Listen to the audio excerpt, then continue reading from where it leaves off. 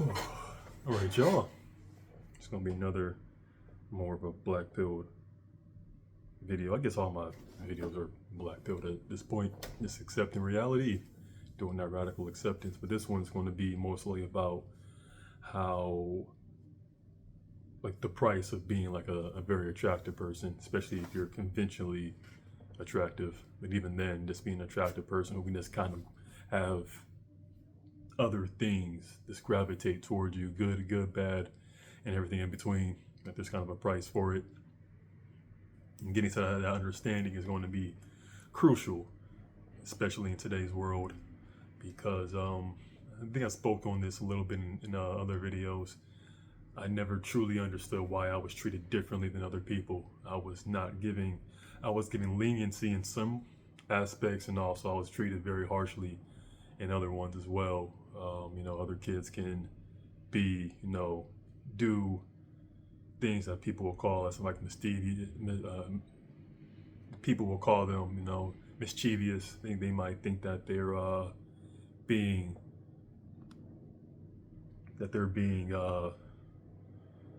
being doing things that people might consider as bad or evil, and they'll kind of give them some smoke for it. But at the end of the day, they'll just let them do their thing. But when I would do it, it will be like the worst thing ever, and they will come down very hard on me. Think very lowly of me, and think, oh, I should have known better, and this, that, and the third. It just didn't make a lot of sense to me why I was kind of being set apart from everyone else. I think I made a video about being set apart, but it was very confusing as a child and during my adolescence, even as a teenager, where I just didn't want to participate in a lot of like societal norms because I just felt like I wasn't going to be perceived the way that I thought I was supposed to be perceived. I had a very specific viewpoint of myself as if I was like everyone else around me. I was like all the other kids, all the other black kids, and I wanted to be treated like that, but I was never treated that way ever. In my family, friend groups, school, outside of school, I was never treated that way. I was always treated differently. Sometimes it was positive, sometimes it was negative, but it was always very confusing, and I always will remember of the times where I was treated in a more positive light as other kids, and I would never, no one would ever think of those instances as being bad or have a negative viewpoint of those. I always kind of wanted those scenarios and those experiences to continue, but I didn't have that awareness of if I want to continue those good experiences, I'm going to have to kind of have those less pleasant ones as well, and it never, like I was saying, this never really made sense to me. No one kind of sat me down and told me why these things were happening to me in a way that at least I could understand. People were giving me a little bit of nuggets, but there was just nothing that was really kind of getting through my dense head as a kid, and which led me down a whole lot of rabbit holes of discovery, my teens and my early 20s, because it was just very, very confusing why I would be treated one way in one scenario and then treated a different way in a different scenario. Why people who claim to love me would do like the cruelest things to me, and vice versa. People who are very cruel to me would do very nice things to me in different environments. It was just like, this didn't make a whole lot of sense to me. Like, why is this happening? Why is this kid who picked a fight with me, 2 weeks ago at school, I see him outside of school, they want to be best friends. And why is this girl who was very, very kind to me, we're talking one-on-one, why is this girl being, who was being very kind to me, we were talking one-on-one, being very standoffish and being very cruel to me in a group of people? You know what I'm saying? It was just very, very weird to me, the inconsistencies that I was experiencing from people when I knew I was being pretty consistent overall. I know I'm not perfect. I know I definitely did those things to an extent, but I knew I was I can just tell I was being more genuine and authentic than other people were, because I was definitely more at peace with who I was. I was very authentic as a kid. I was very, I guess, neurodivergent as a kid, even though I didn't know I had autism and ADHD and all that. I just knew that I just had that confidence to just be myself, be my natural nerdy self. But once I kind of started getting more smoke from people for being that, I would just be that in isolation by myself or with people who I can trust, and other people I would just kind of be like a third of who I was. I did not have that trust with those people, and that kind of stunted my social growth for a little bit. But overall, it was for my benefit also. So you got to take the good with the bad. But as I got older, as I got more knowledge from people, once I started to fully embrace the different philosophical viewpoints and lenses of the people who came before us, it really gave me a different perspective of not so much of who everyone else was, but who I was as a person, and why I was being treated the way that I was being treated, and why also I was seeing others being treated that way. That was also bringing a lot of anger and confusion out of me as well, where I knew I wasn't the only one. I might have been like the one getting like the worst treatment in my opinion, but at the same time, I knew I wasn't alone in being treated that way. Other people were being treated that way as well. So it was just very confusing. And I would talk to people about it. Some people would kind of understand what I was saying, but some other people would just be like, "I don't know what you're talking about. You're acting crazy." The gaslighting was very, very real as a kid, and it still is. It's never gonna stop. But the more I got that knowledge, the more I gravitated towards the truth, towards reality. That was something I really embraced in like my early to mid 20s, of just getting to the bottom of what's going on with people. That started with different podcasts, different videos, different articles, this kind of really just going into these different rabbit holes, going into different communities that I normally, talking to the people in my environment, would have never told me to go towards. They would have told me to talk to parents, or talk to the friends, or go to my local church and learn from those people, which definitely would have had some knowledge I would have gained from them, but I would have never have been as knowledgeable as I am now, listening to people just in my environment. I had to go a little bit further, a little bit deeper than that, and that's what led me to pretty much coming to the conclusion that people who are conventionally attractive, but attractive people in general, or people who are conventionally attractive, are just going to be receiving more of a biological treatment from people than people who aren't as attractive, people who aren't as conventionally attractive, because when you have so many different traits from your biology, from like your ancestors, that are deemed to be positive. That's part of the huge thing about the black pill and learning about looks. There's certain parts of people's faces and their bodies and their heights and different genetics and genomes that are more favorable than others long term when it comes to how people feel about you, how people feel about themselves, and different biological stuff that we'll talk about in a little bit in a different video. But once you really tap into that, people are just going to like the facades that we put on in society, the shows that we put on, the performances that we put on, start to really become less effective, or they don't, people, how do I word this? People don't seem to want to put on those facades long term when you're someone who's attractive, because they know eventually like the ruse is going to be up. They're going to look behind the curtain and see who's back there. They're going to be like, hey, hold on. They're going to see the inconsistencies in who you are as a person, because there's also many studies showing like a correlation between people who are conventionally attractive and intelligence. The most intelligent people aren't normally conventionally attractive people. The people at the very, very tippy top are just average looking, or even like a little bit below average looking people. But a lot of people kind of who are taking up space in that And the majority of people who are deemed as intelligent are conventionally attractive people. That's why they have a lot of social standing, a lot of wealth, a lot of they tend to move up the social ladder a lot easier than people who are not conventionally attractive, and that's by design, and that's by design by our society, but that's by design by our societies. But the reason why our societies have decided, this is all over the world by the way, have decided to do that is because of the results we get from putting conventionally attractive people in those positions. Overall, it seems to be best for people to put those who are more attractive than others in those spots. They seem to be more generous.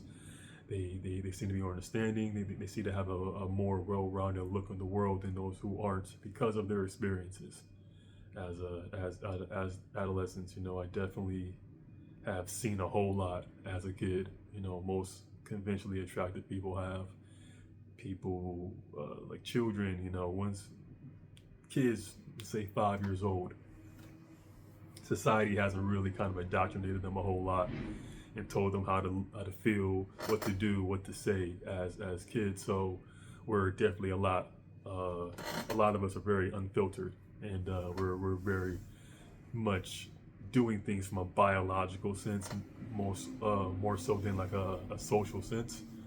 And you just, as kids, you would just see and or experience like some of the most rawest things as animals that we are, that you'll ever experience. I know I have, from boys, from girls, from adults, from animals. I've seen so much. I've had multiple women like confess their love to me in different ways that was very confusing. It wasn't like how it was you would see it in the movies or in films or in TV shows. It was very much, mainly because we were all neurodivergent. I'm a millennial, so I'm coming from it from a sense that since our brains are wired differently, we're doing things differently. I will have girls be very like passive aggressive towards me. I'll have them be very kind to me. I'll have them be avoiding me, hiding their emotions from me, kind of lashing out their emotions at me.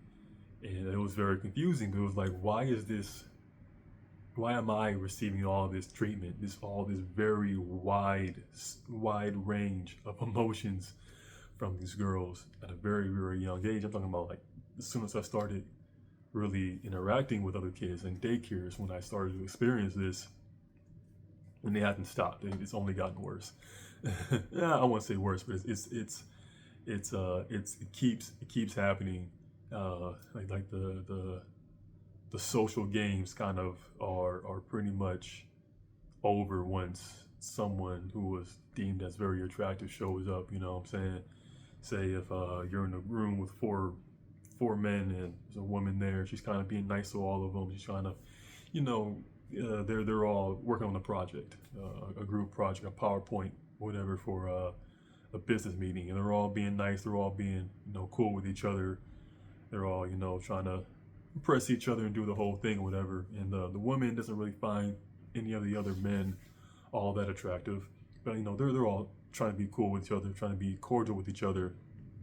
And then in walks an attractive man, and all of a sudden that whole performance that was going on goes out the window. It's no longer doesn't happen anymore. And all of a sudden you see that woman treating the other men a lot differently than she would treat the attractive one. And that is like a very, very black-pilling moment for those men, because all of a sudden now they truly see what things are. And I can understand from those four men's perspective how they can then have jealousy, hatred, envy for that attractive man, and how that woman could like have whatever feeling she wants to have towards that attractive man. But from the attractive man's perspective, that's just his normal everyday life. That's just how it is. Every day in every room they go into, every room that we go into, that's just how it is. You know what I'm saying? We have never experienced that performance when we're not there. That's just not something that we see. It's something that we only see from like the outside looking in. You know what I'm saying? Like that's the type of world that I was sold as a kid. You know what I'm saying? When you see the sitcoms, when you see, you know, the cartoons, the movies, the games, video games, what they, you know, like the friendships and the relationships and you know, the romance and all that. That's what we were sold as kids, but that's for like the average person. You know what I'm saying? That's for the average everyday person. It's not for the attractive person. For the attractive person, you are ordering from a completely different menu. You have a completely different rule book. Your world is just completely different from everyone else's, and if you don't come to that conclusion, the later you come to the conclusion, the more turmoil you're going to have in your life, because no one's going to just tell you, oh, by the way, I'm treating you differently than other people because you're attractive. No one's going to say that out loud. No one's that autistic. Not yet. We're working on it. We're getting there, but no one's that autistic to be like, yeah, I treat you differently than them because of how I feel about you, and that just brings just coming to that conclusion brought a whole lot of anger, a whole lot of emotions, a whole lot of sadness, sorrow, a little bit of joy as well. Understanding that that's who I am and that's how I'm going to be perceived for the rest of my life. And so many other, you know, conventionally attractive people go through this, but like I said, you have the good with the bad. Like in that example with the four men and the woman, sure, it feels good for your ego to be like, yeah, she likes me more than she likes them. She's gonna treat me a little bit better than she treats them. But you also have to take the bad with it, where now all of a sudden you got these four people who just don't like you anymore. And that's nothing to do with who you are as a person. Your personality is thrown out the window. Every positive thing you've done for yourself, for them, for the community doesn't matter. At least in the now, the present, because of how they feel, what they were also told about what was going to go on in that scenario where they're trying to raise up this chick. They're trying to, you know, build up a camaraderie with themselves, and they pretty much had like their whole worldview is shattered by the presence of one person. It had nothing to do with who that person is on a societal sense. That gets thrown out the window. It's about who that person is in a biological sense, who that person is when it comes to their genetics and things that were just completely out of their control, that they couldn't help, you know, that they were born with. Coming to that conclusion is just the toughest thing I ever had to do in my entire life. You know, understanding that yes, I am a very attractive person, no matter how many people try to gaslight me and tell me that I wasn't. You know, I understand that now why, you know, their insecurities about how they feel about themselves and how they are compared to me. I get that now, to where that anger is definitely past. Turned to more sadness that people, you know, don't love themselves enough to not only compliment someone who looks good, but also have that self-esteem to be like, hey, I'm doing pretty well myself. But that's a huge price you have to pay to get all those benefits of being conventionally attractive and just getting people treating you very nicely, very calmly, very, very kindly, I should say. Is like you're going to get the other side of that spectrum, which is people just being very, very cruel, not kind, and just seeing the very raw, true animalistic nature of people. Having people switch up on you, you know, even though I think that's a little over dramatic. I don't think people really switch up. I think people have a perspective of how things are going to go, and then they cope. It's not going that way, and then eventually, like, you know what, I don't want to do this anymore. I'm going to accept this for what this is, versus being like, oh, you're fake, you're phony, I can't trust people. People overall are trying to do good by themselves, for themselves and for everyone around them. But there's only so much you can do, because you only control so much of what's going on in your reality that that causes the switch up, that causes people to stab you in the back and do this and that and say things about you, negative things about you, positive and negative.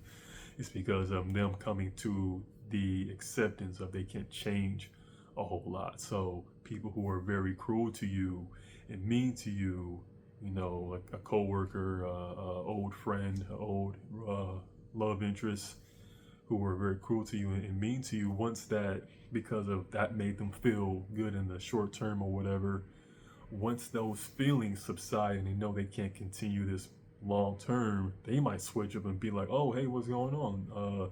How have you been? And what's new with you?" And you'll be like, "Oh, they're acting brand new," but it's like, no, they're just accepting that they can't do what they wanted to do to you. They could not conjure up those thoughts that they had in their head about where you were going to go and what was going to happen to you were not actually going to come to fruition. So they're just accepting what things are, and they'll be like, "Hey, how about I just come at this from a different angle?" You know what I'm saying? Even though I'm not saying you can't trust them or they're being phony, they're being fake. This might be a more accurate version of them, and just accept them for who they are every single time that they show a version of themselves. This is all of who they are, and you might be getting for the next, who knows, few months this positive, good, kind treatment from them. And on the other side of that, someone who might be nice, kind to you, cool with you for years, all of a sudden will switch up on you. But I think it's just them just accepting what things are, accepting reality, and being like, you know what, I don't want to continue going. I'm not going to continue acting this way towards this person, not because I have this huge underlying hatred or envy or spite towards this person, even though there is some truth to that. It's just that I'm not going to continue like lying to myself about who I am, who this other person is. I'm just going to like start doing what I want to do, and they might switch up, and you all of a sudden they don't want to talk to you anymore. They don't want to be around you anymore. They just are just kind of going their separate ways, and like, oh man, I can't trust people. They switched up on me, this, that, and the third. And it's just like, technically, yes, they did switch up on you, but the reason why, the root of their switching up in this is them just accepting reality or getting closer to accepting reality for what it is. Truly, that is like the true essence of the black pill, is accepting reality. And that's why so many people are switching up, going one way to another, and vice versa. They're just accepting things for what they are. And being a conventionally attractive person, you're just going to get a whole bunch of people switching up on you. This is how it is. People are just going to see you, they're going to expect one thing, they're going to get something else, and they're going to have to slowly come to the acceptance of they're not going to be receiving what they thought they were going to receive, no matter what it is. It can be positive, negative, good or bad, yin and yang, all that fun, juicy stuff. But at the end of the day, you're going to get all of it as an attractive person. That's the price that comes with being attractive. You know, you're going to get the best of the best, you're going to get the worst of the worst, and it's not going to be, you're not going to get too much in between. You know, people aren't going to really be indifferent to you. They're either going to, fear you, or they're going to respect you. It's going to be one or the other, and it's going to be, some people's going to be a pendulum, go swing back and forth, back and forth. Some people are going to be on one side and stay there, some people are going to the other side and stay there. It all depends, like I said, on the acceptance of themselves. But since so many people are just running from themselves, not fully loving themselves, not fully accepting themselves, there's not a whole lot you can really do. You know, people just want to keep switching up on you. It's because they're switching up on themselves. They're not fully there yet. So for me, and learning like where I fall in like the attractive scale compared to other men, it has helped me come to the acceptance of myself and acceptance of the fact that I have to be at my discernment for who I let into my life, and how I take the experiences that I receive from people has definitely caused me to have a better outlook on life and not hang on to a whole lot of these emotions of expecting things to go a certain type of way. Like, this person should have acted this way, this thing should have happened for me, this person should have did this, and it's like, nope, I have to accept that I don't have control over any of those things. I only have control of who I am and what I do. And even then, I have like, there's only so much control of what I do and who I am as well. So once I fully accepted that, once I fully, truly got to the understanding that as an attractive person who's going to attract a whole lot of the world to him, there's going to be so many things out of my control that I just got to just take everything is for what it is and be very grateful for this experience overall. You know, I might have had like a 10-year friendship that might have ended recently. Not true, but for an example, I have to take all of that relationship and be like, oh, this person's this, that, and the third. Like, no, true, maybe true, but overall, it was a very good relationship. I learned a lot from it. I gained a lot from it. Got a lot of good memories.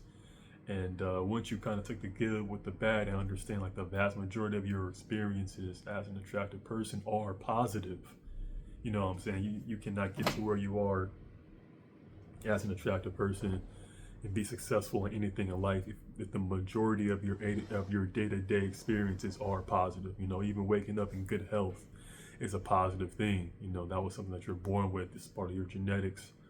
Having, you know, a lot of your DNA, just finding off illnesses and healing quickly from injuries and all those things is something that's out of your control. You know, a lot of people, they wake up in pain. They wake up with all these different sicknesses, illnesses, and there wasn't anything that they can really do about it. You know, a lot of people, they put on weight very, very quickly. A lot of people, they get migraines very quickly, that their hair leaves, maybe they go bald in their 20s. And there's so many things that are out of people's control that once you're a conventionally attractive person, you forget that you have all these benefits over people. You know what I'm saying? Every single day, I just have more blessings by existing than other people. And that's what brings the jealousy. That's what brings the envy. That's what brings in the good and the bad. It's because there's so many things out of my control that are for my benefit. And then once I kind of take that with other people, I kind of understand with a previous video why so many people can't be close to me, why so many people aren't going to be in my life for a very long time. It's because of that, you know what I'm saying? Coming to the understanding that every day I get better. I do the same things that they do. You know, I have a group of friends. We're all drinking beers. You know, having beers every weekend. I might be gaining a couple pounds, and they might be gaining over, 6 months. I might have gained like 5 or 6 pounds, and they might have gained like 20. You know what I'm saying? And they have to live with that. They have to kind of come to terms with that. And I can be mad, after the 6 months they don't want to hang out with me anymore. But at the same time, it's like, yes, they did switch up on me, but it's like they're also like being like, I don't want to be around someone who is just getting benefits by just existing. They just got more lucky. They're just luckier than me. I don't want to be around that, especially when there's other things in my life that aren't going the way that it is. So, like I was saying, like getting in the video, like the price you got to pay, the consequences of being someone who's attractive, is that you're going to have to understand that the society isn't going to protect you from the benefits that you have of being an attractive person, of being someone who's very gifted, and those gifts were just given to you at birth. You know what I'm saying? They were given to you at birth. You had no control over those things, and expecting people just to be, grateful to have you in their presence, even though technically that is true from a biological sense, but from a social sense, people don't have to be. You know what I'm saying? Lives will be okay if you weren't there. They'll be just fine. Sure, you definitely are.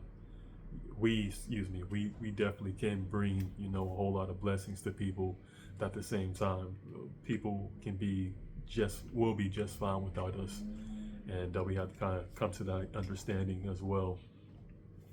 But blackpilling myself about looks, about attraction, about women and men, how we treat each other on a more biological sense versus the social sense, has just given me so much clarity about who I am and how I have to move in life moving forward, and makes a whole lot of what other conventionally attractive people say about how they have to move in the world, how they have to kind of like isolate themselves and kind of live in like gated communities and not really be close to a whole lot of people because that's just how people are as animals.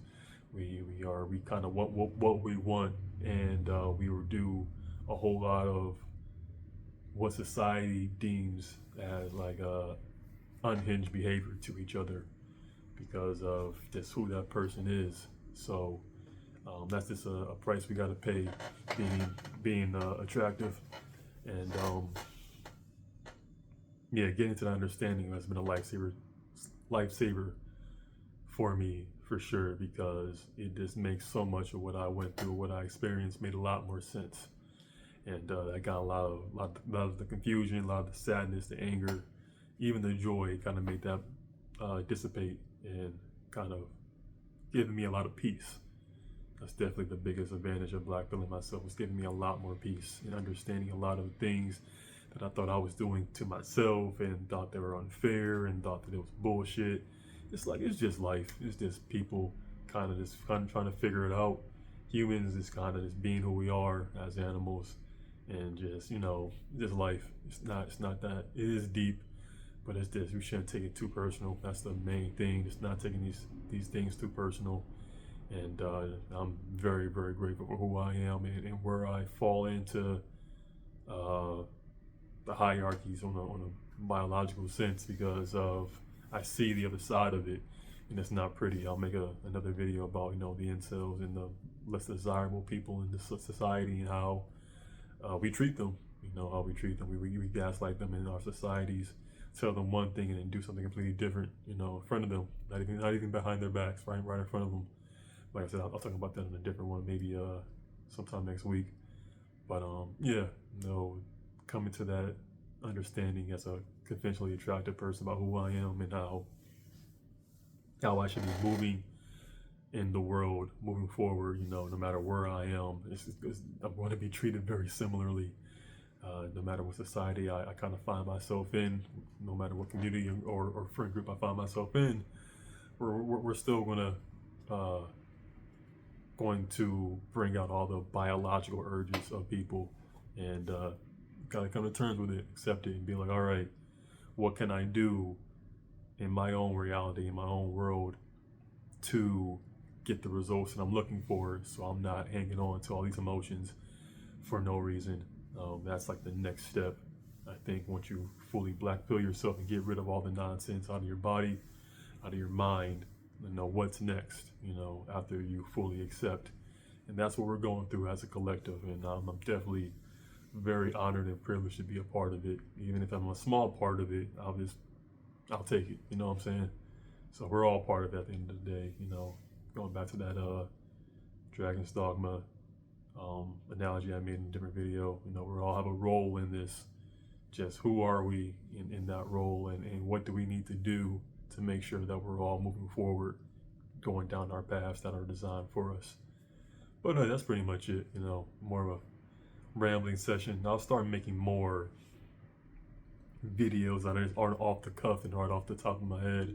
Start writing things out, having more scripted videos as well. But I'll still be making these going off of how I'm feeling and what's going on with me. I feel like they're a little bit more relatable, less manufactured. But people like to manufacture stuff too. It definitely has his own group, his own audience. But yeah, that's all I got for the most part. Keep loving yourself, keep accepting yourself, and keep black pilling yourself. Get out of here.